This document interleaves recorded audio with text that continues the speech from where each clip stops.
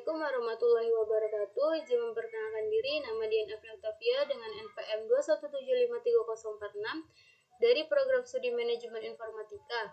Di sini pada video kali ini saya akan menjelaskan tentang modul 10 yang berjudulkan dari LAN Security Concept atau konsep dari keamanan LAN area network.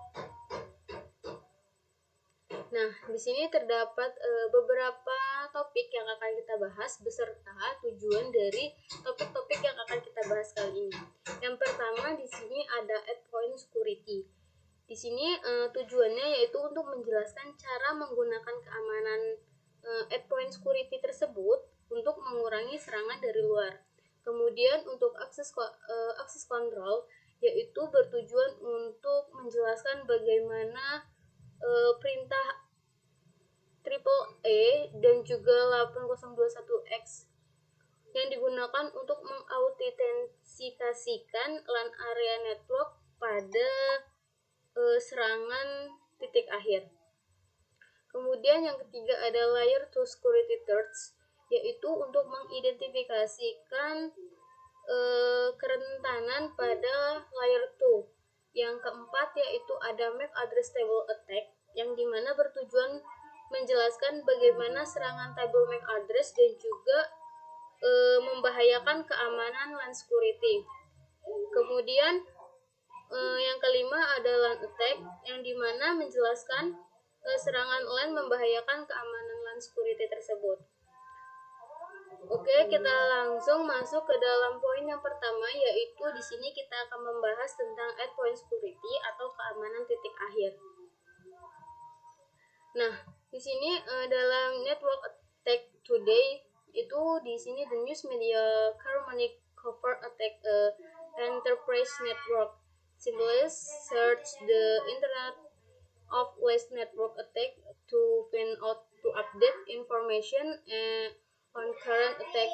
Most likely, yes, the attack will involve one or more of the following. Yang dimana di sini dijelaskan yaitu untuk menemukan informasi terkini tentang serangan yang biasanya terjadi pada saat ini.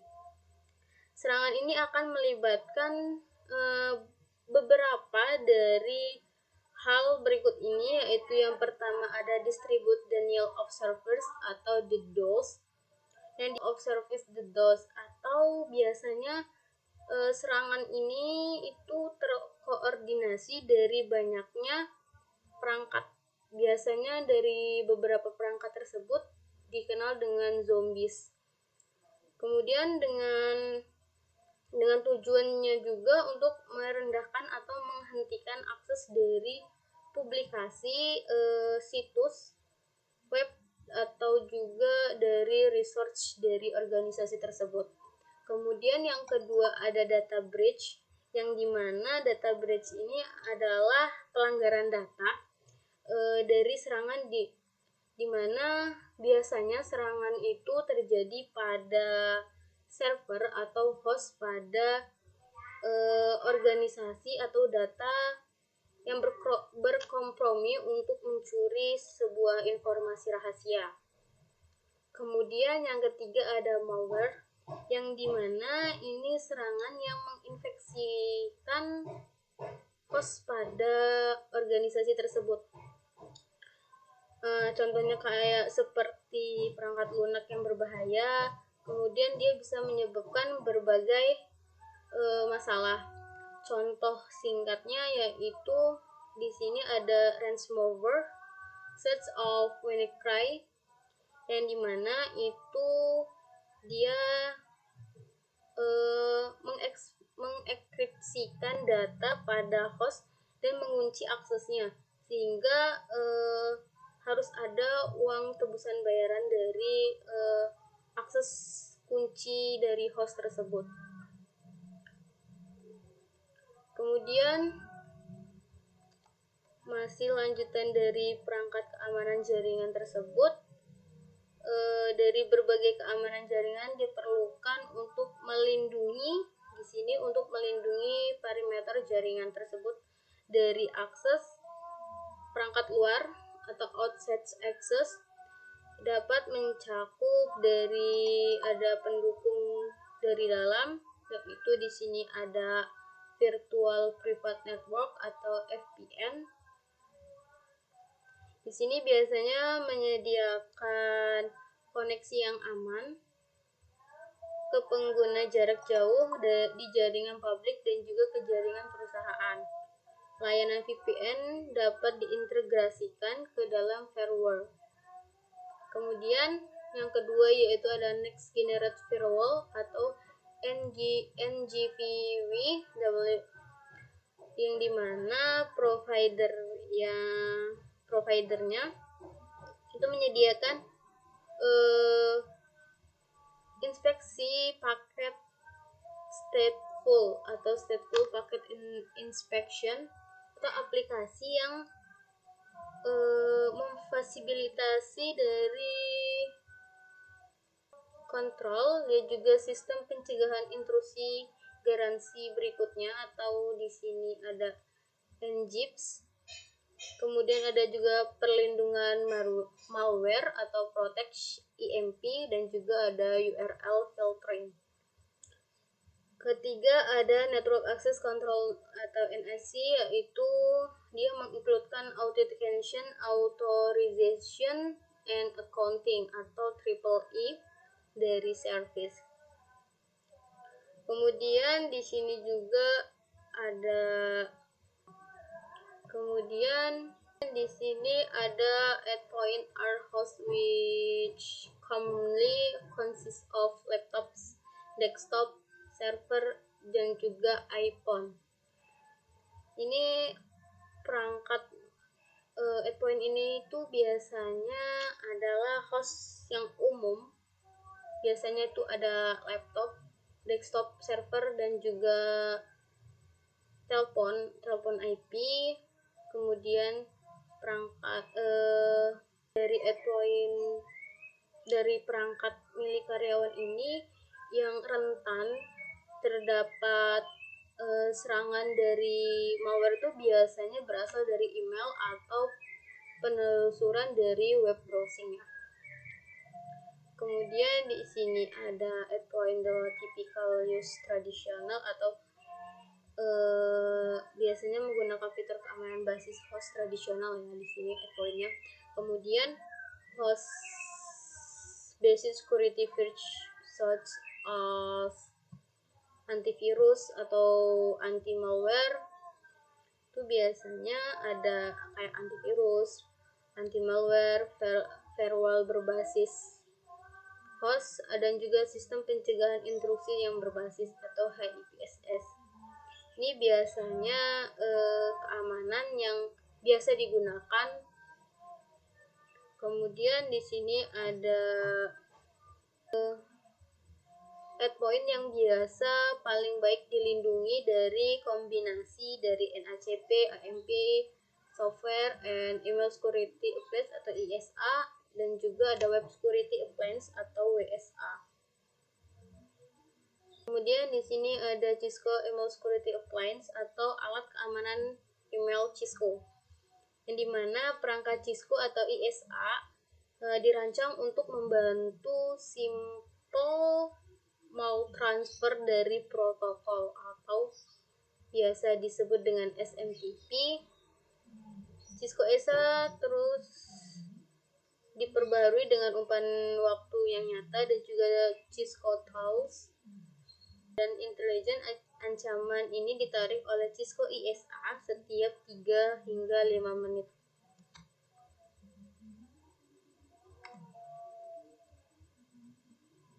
Kemudian di sini ada beberapa fungsi dari Cisco ISA. Yang pertama yaitu adalah block no threats atau memblokir ancaman yang diketahui. Kemudian yang kedua ada remediate against stealth malware, the effect initial detection. Kemudian ada discard email with bad links atau pemblokiran ya, atau buang dari email dengan tautan buruk biasanya. Kemudian di sini block access the newly infected sites. Kemudian yaitu ada encrypt content in outgoing email to prevent data loss, di mana kita mengenkripsikan konten di email keluar untuk mencegah kehilangan data.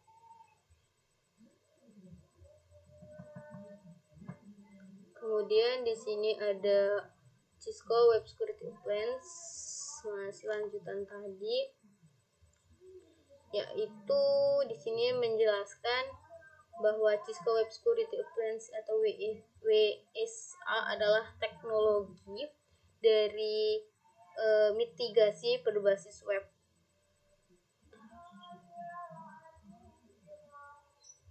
Di sini berbasis web atau ancaman juga threats, yaitu membantu organisasi mengatasi tantangan, mengamankan dan juga mengendalikan controlling web traffic dari traffic webnya tersebut.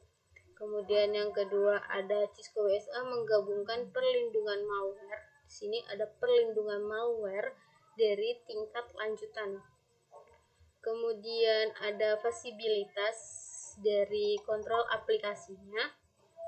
Setelah itu ada kebijakan penggunaan yang dapat diterima. Kemudian juga ada Cisco memberikan kendali penuh atas bagaimana penggunaan mengakses internet, yakni fitur dan juga aplikasi seperti obrolan, perpesanan, atau video atau audio yang dapat diizinkan dari according the organization the requirement. Kemudian yang keempat yaitu ada melakukan daftar hitam dari URL. Biasanya itu memiliki daftar hitam pada URL. Kemudian pemfilteran dari URL tersebut, pemindahan malware. Kemudian ada URL kategoris atau kategori dari URL tersebut. Kemudian ada pemfilteran dari application web, serta ada enkripsi dan deskripsi lalu lintas deskripsi dari web traffic tersebut. Kemudian di sini untuk poin yang kedua yaitu tentang akses control. Kemudian ada beberapa metode autentikasi yang akses jarak jauh yang mungkin sederhana, yaitu di sini ada konfigurasi login dan juga password, jalur dari FTP lines ya, jalur FTP, dan juga ada port out. Serta di sini juga menjelaskan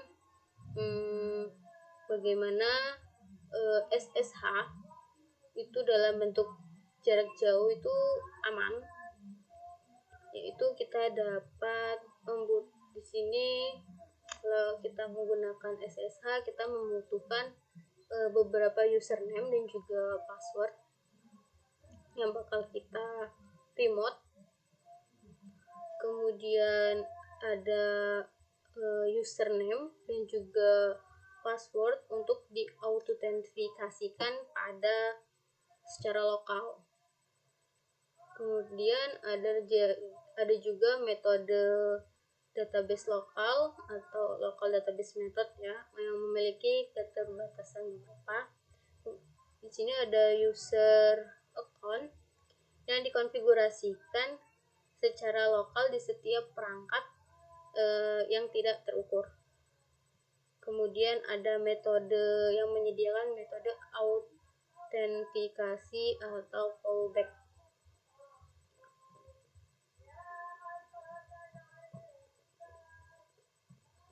Ini ya, authentication method atau fallback. Kemudian di sini ada access control AAA komponen yang dimana AAA ini memiliki singkatan dari authentication, authorization, dan juga accounting, yang menyediakan primary dari framework yang menyiapkan kontrol perangkat pada jaringan. Dia di sini triple A ini berarti menyediakan kerangka dari kerja utama untuk menyiapkan kontrol pada framework. Kemudian triple A ini ada beberapa contoh untuk mengontrolnya, yaitu yang pertama itu kita menggunakan authenticate atau siapa yang akan diizinkan untuk mengakses dari jaringan tersebut. Kemudian yang kedua itu ada auto reach, yaitu apa yang dapat mereka lakukan pada beranda pada network tersebut. Kemudian yang ketiga yaitu ada accounting, yang dimana untuk mengaudit dari tindakan apa yang akan mereka lakukan saat mengakses jaringan tersebut.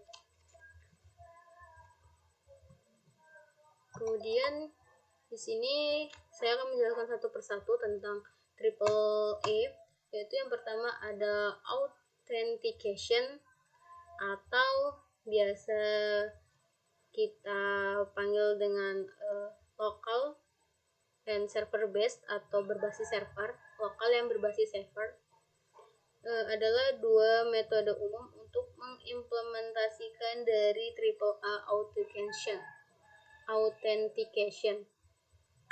Dari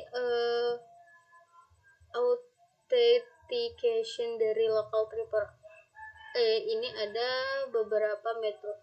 Yang pertama yaitu ada metode dari penyimpanan nama pengguna, juga password secara lokal di perangkat jaringan. Misalnya ada di router pada Cisco. Kemudian yang kedua yaitu ada penggunaan mengautentikasikan terhadap database. Di sini jadi user dapat mengautentikasikan pada database yang user punya. Kemudian yang ketiga ada dari lokal triple A sangat ideal untuk jaringan kecil. Berarti triple A ini bisa digunakan untuk jaringan yang mungkin kecil. Seperti kita di sini membahas LAN area network, berarti dari jaringan tersebut itu adalah jaringan terkecil. Kemudian dari pandangan dari atau kelebihan dari triple A di autentikasi triple A berbasis server. Yang pertama, dengan metode berbasis server, router mengakses server triple A pusat. Di sini berarti dari server biasa itu router dapat mengakses server triple A itu ke dalam server triple A sentral. Jadi dia langsung ke pusat. Kemudian yang kedua yaitu ada server triple A dengan contains yang berisikan username dan juga password pada seluruh pengguna atau user. Kemudian yang ketiga ada router yang menggunakan remote authentication dual in user service atau radius, atau terminal dari access control system atau TACS plus. Protokol ini berkomunikasikan dengan triple A pada server. Kemudian ada ketika ada beberapa router pada switch, triple ini bisa digunakan pada berbasis web, itu sangat tepat. Kemudian di sini ada otorisasi bersifat otomatis dan juga tidak mengharuskan user melakukan langkah tambahan setelah autentikasi. Setelah itu juga ada otoritas yang mengatur pada user, dan juga ada juga yang nggak bisa digunakan pada user tersebut. Kemudian ada otoritas penggunaan sekumpulan atribut yang menggambarkan akses pengguna ke jaringan. Dari atribut ini digunakan oleh server AAA untuk menentukan hak istimewa dari batasan bagi user tersebut. Berarti di sini dari authorization itu memiliki privilege dari masing-masing user. Kemudian di sini yang terakhir accounting. Dari accounting ini bisa kita lihat accounting ini bertujuan untuk mengumpulkan sebuah laporan data dari user. Data ini juga biasanya langsung di audit atau juga di off the billing. Biasanya data ini dikumpulkan untuk mencakup waktu, koneksi, mulai dari berhenti, perintah yang mungkin dijalankan, jumlah paket, dan juga jumlah byte-nya. Kemudian di sini ada penggunaan accounting, itu adalah menggabungkannya sistem AAA authentication. Yang pertama yaitu di sini ada server AAA keeps the tile log atau menyimpan log secara detail. Kemudian juga di sini ada log. The log contains numbers data fields atau log yang berisikan banyak data dari bidang-bidang tersebut. Sini biasanya bukti dari individu melakukan tindakan dari performa atau tindakan kejahatan dari jaringan tersebut. Kemudian di sini ada access control 8021X, yang dimana di sini IEEE titik 802.1X standar ada kontrol akses yang berbasis port dan juga protokol dari authentication.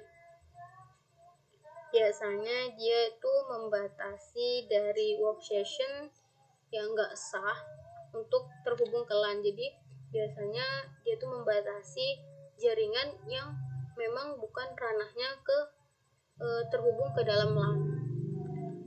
Kemudian di sini ada mengautentikasikan setiap workstation yang terhubung ke port switch sebelum membuat tersedia layanan apapun yang ditawarkan pada switch pada LAN. Jadi dia mengautentikasikan workstation yang terhubung menuju switch dan juga ke LAN sebelum masuk ke dalam service switch dan juga LAN. Kemudian di sini ada with UC berbasis port 802.1X. Itu perangkat jaringan yang memiliki peran khusus. Berarti di bawah ini merupakan perangkat jaringan yang memiliki peran khusus pada authentication 8021X port basic. Yang pertama yaitu ada klien. Klien ini biasanya itu perangkat yang menjalankan perangkat lunak klien yang sesuai dengan 80.2 yang tersedia untuk perangkat berkabel. Itu klien. Biasanya klien itu seperti ini, PC. Kemudian yang kedua itu ada switch atau authenticator. Itu biasanya bertindak sebagai perantara antara klien dan juga server autentikasi, meminta informasi mengidentifikasikan dari klien dan juga memverifikasi informasi ke dalam server autentikasinya, dan juga menyampaikan respon ke klien. Kemudian juga perangkatnya bertindak sebagai authenticator adalah titik aksesnya. Biasanya itu nirkabel. Jadi respon dari switch itu memberitahukan respon ke klien.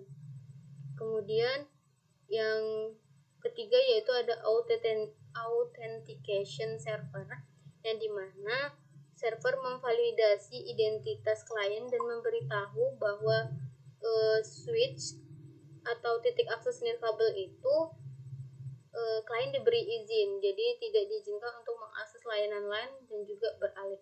Jadi authentication server ini itu memberitahu identitas dari klien ke switch, bahwa klien tersebut pantas atau tidak untuk masuk atau terhubung ke dalam jaringan LAN tersebut.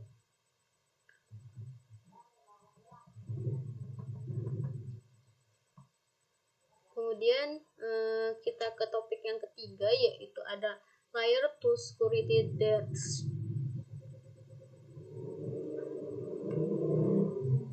Nah, di sini biasanya kerentanan pada layer yang kedua, pada lapisan kedua atau layer 2 itu biasanya administrator jaringan tersebut itu menerapkan keamanan dan juga melindungi elemen dari layer yang ketiga. Biasanya dia pada keamanan pada elemen layer ketiga sampai dengan layer ketujuh. Biasanya penggunaan perangkat VPN, kemudian firewall dan juga EPS, device to protect this element, atau itu melindungi. Biasanya layer 2 itu terganggu, maka semua layer di atasnya juga akan terpengaruh. Misal pada lapisan di atas tidak akan berguna. Pelaku ancaman yang menyebabkan banyak kerusakan pada infrastruktur jaringan adalah LAN layer 2. Jadi kemudian di sini ada switch attack kategori. Di sini ada beberapa kategori keamanan atau serangan dari switch, yaitu biasanya keamanan dari switch itu hanya sekuat dalam sistem. Kemudian layer 2 juga biasanya dianggap sebagai tautan yang lemah. Kemudian karena LAN secara tradisional berada di bawah kontrol administratif dari suatu perangkat atau organisasi. Terus juga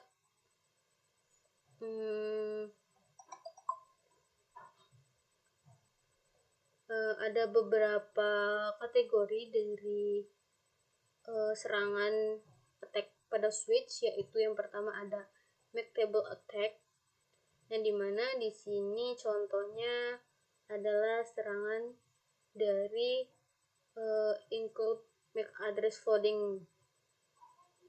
Kemudian juga ada VLAN attack, yang dimana jaringan VLAN hopping dan juga VLAN double tagging itu akan termasuk dalam serangan perangkat pada VLAN umum. Jadi dari VLAN hopping dan juga VLAN double tagging attack ini itu termasuk dari serangan perangkat pada VLAN yang umum.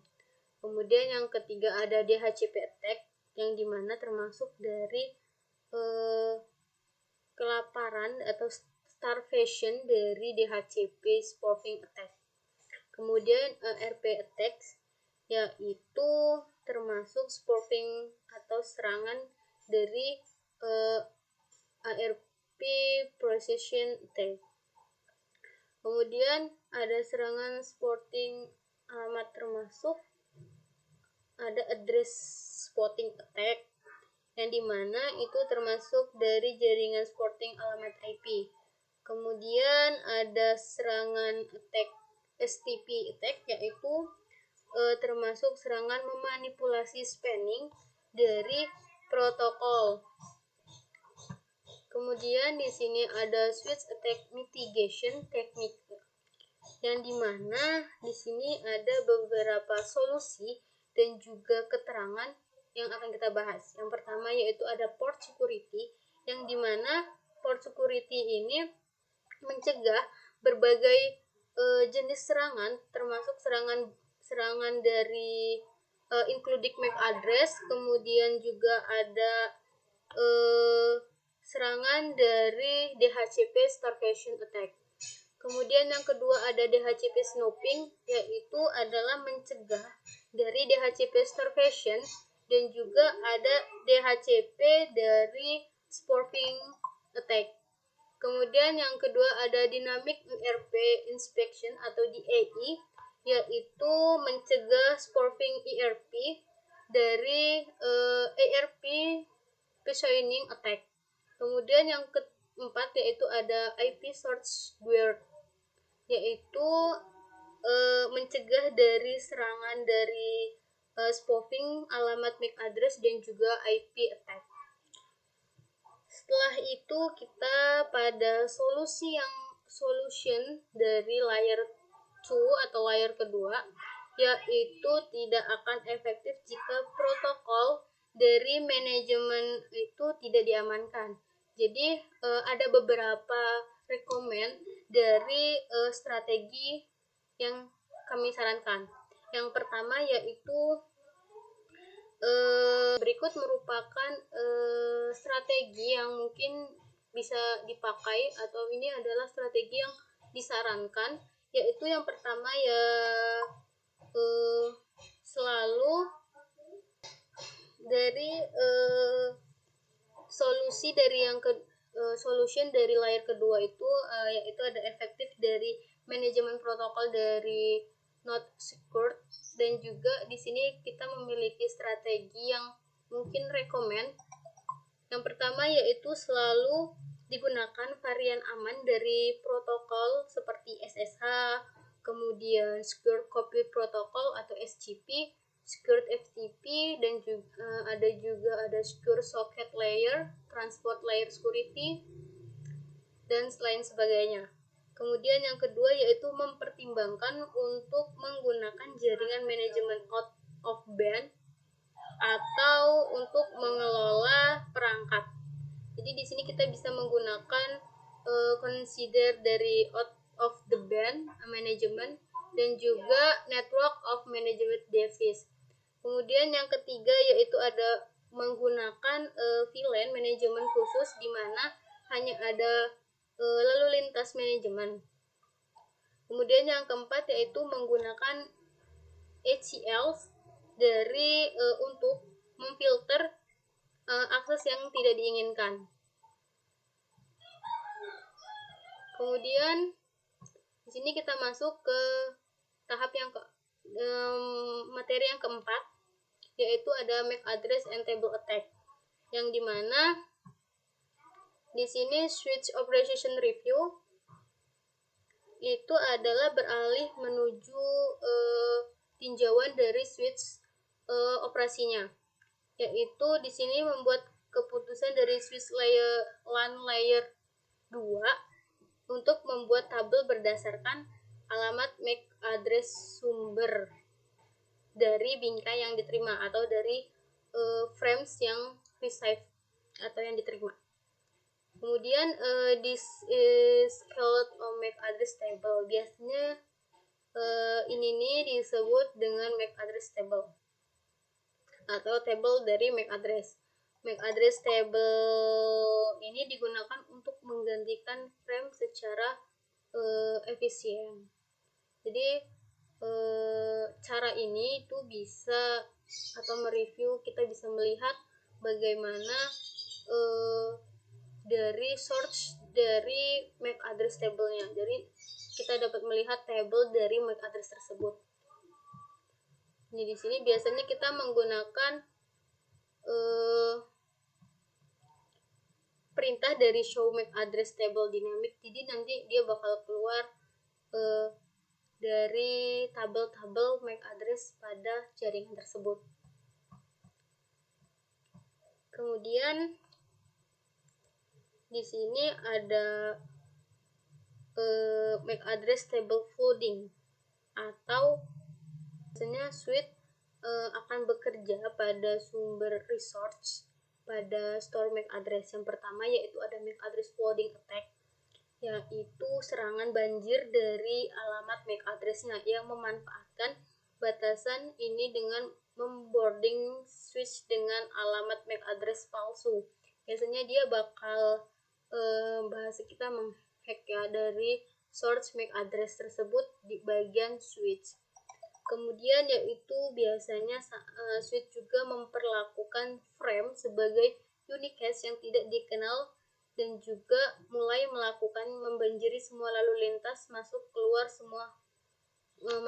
keluar semua port pada VLAN yang sama tanpa memferensikan dari tabel MAC address tersebut. Biasanya kondisi ini tuh memungkinkan dari aktor atau ancaman dari aktor untuk menangkap semua frame yang dikirim dari host ke host pada LAN lokal VLAN dan juga VLAN lokal.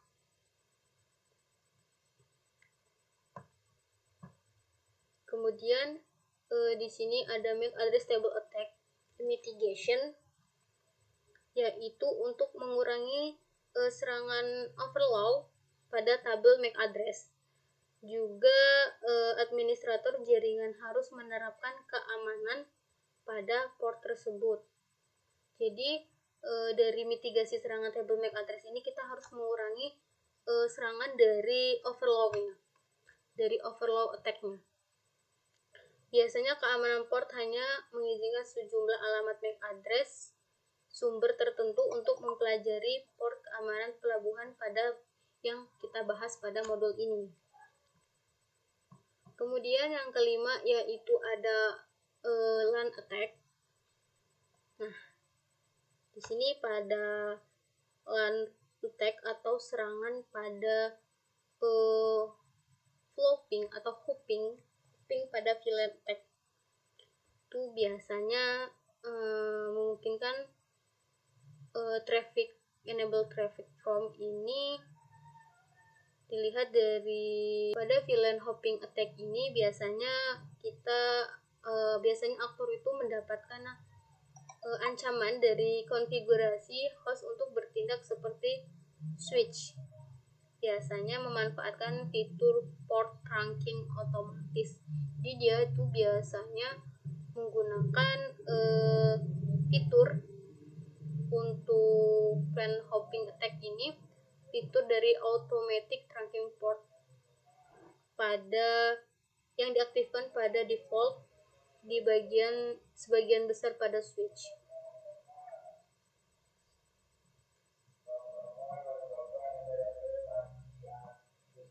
Kemudian di sini yaitu serangan penandaan ganda pada VLAN atau VLAN double tagging attack, yang dimana dari pelaku ancaman dari situasi yang dapat yaitu menyematkan tag. Dia bakal menyematkan tag dari 802.1 key untuk bersembunyi di dalam frame yang sudah memiliki tag dari 802.1 key tag. Kemudian di sini masih VLAN double tagging attack count. Di sini serangan penandaan pada VLAN itu bersifat searah. Biasanya itu berfungsi ketika penyerang terhubung ke port yang berada di VLAN yang sama dengan VLAN asli di port trunk atau trunk port. Jadi biasanya lalu lintas traffic, maksud saya biasanya trafficnya itu dia juga diberikan izin sehingga memberikan penyerangan kemanapun untuk berkomunikasi dengan perangkat di VLAN yang biasanya sudah diblokir dari VLAN. Mitigasi dari VLAN attack itu ada beberapa, yaitu yang pertama, VLAN dapat dicegah. Mungkin ini untuk pencegahan dari keamanan terangnya ya. Untuk keamanan terangnya itu yang pertama yaitu menonaktifkan DTP terang pada semua port akses. Kemudian yang kedua ada menonaktifkan juga trunking pada DTP otomatis, sehingga pada terang yang harus diaktifkan adalah secara manual. Kemudian yang ketiga yaitu pastikan VLAN asli hanya digunakan untuk terang link saja. Kemudian di sini untuk pesan dari DHCP, yaitu atau DHCP message biasanya secara dinamis memberikan informasi konfigurasi untuk IP, termasuk alamat IP juga, kemudian subnet mask, gateway default, server DNS, juga pada juga lain-lain pada setiap klien. Biasanya ditinjau urutan dari pertukaran pesan DHCP antara klien dan juga server. Itu bisa kita lihat pada gambar di bawah ini. Kemudian pada LAN attack, di sini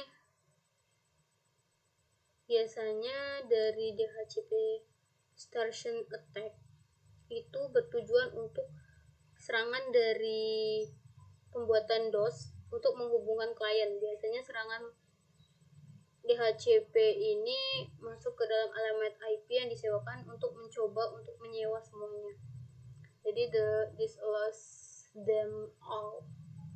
Kemudian yang kedua ada DHCP spoofing attack. Itu memberikan parameter konfigurasi dari IP palsu, dari konfigurasi IP palsu. Kemudian di sini ada host broadcast ERP request to determine the MAC address of a host with the destination.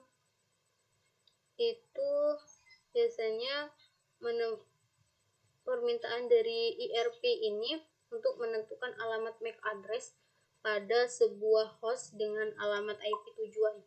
Biasanya semua host pada subnet itu menerima dan juga memproses permintaan ERP. Juga biasanya tuan rumah pada alamat IP yang cocok dalam permintaan ERP akan memberikan reply atau balasan. Jadi biasanya kalau tuan rumah itu mendapatkan alamat IP yang cocok yang dia mau dari peminta itu, maka tuan rumah akan membalas atau mengirimkan balasan atau ERP reply.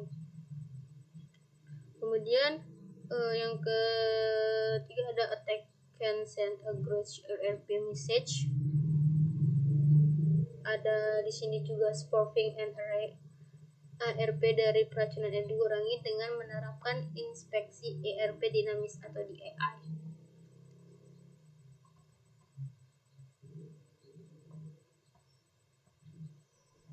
Kemudian di sini ada gambar dari LAN attack, ERP attack, yang dimana PCR2 ERP exchange. Kemudian di sini juga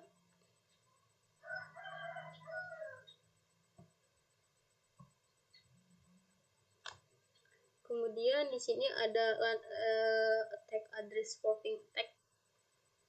Itu ada mulai dari ada pemalsuan dari alamat IP, kemudian ada serangan dari spoofing alamat MAC address, kemudian juga ada spoofing alamat IP dan juga MAC address dapat dikurangi dengan mengimplementasikan penjaga sumber IP dari IPSG.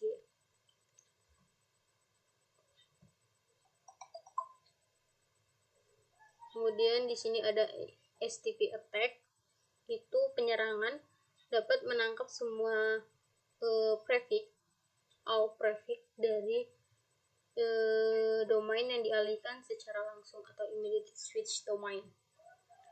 Nah, biasanya juga untuk melakukan serangan manipulasi STP, STP juga menyerang host unit ke protokol jadi STP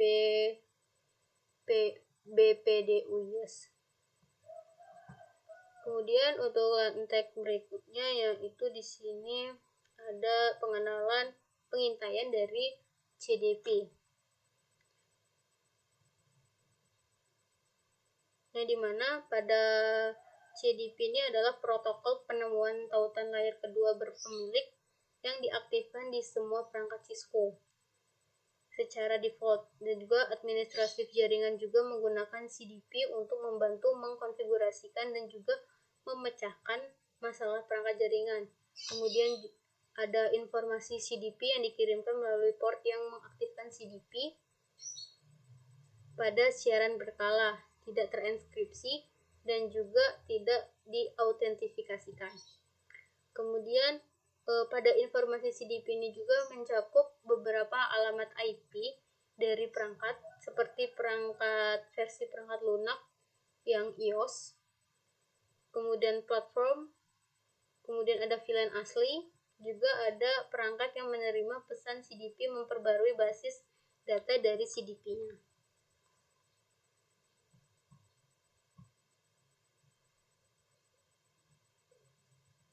Kemudian di sini masih lanjutan dari pengintaian CDP itu untuk mengurangi eksploitasi dari SDP-nya, yaitu membatasi penggunaan CDP juga pada perangkat atau port. Contohnya yaitu menonaktifkan port dari CDP ke port CDP ke on 8G. Kemudian juga yang terhubung juga ke perangkat yang tidak dipercaya. Nah, di sini ada catatan pada Link Layer Discovery Protocol atau LLDP juga rentan terhadap serangan pengintaian. Dari konfigurasi tidak ada proses LDP untuk menonaktifkan LLDP atau menonaktifkan LLDP pada interface konfigurasi, tidak ada pengiriman LDP dan juga tidak ada penerimaan dari LDP. Nah, mungkin cukup sekian materi yang saya sampaikan.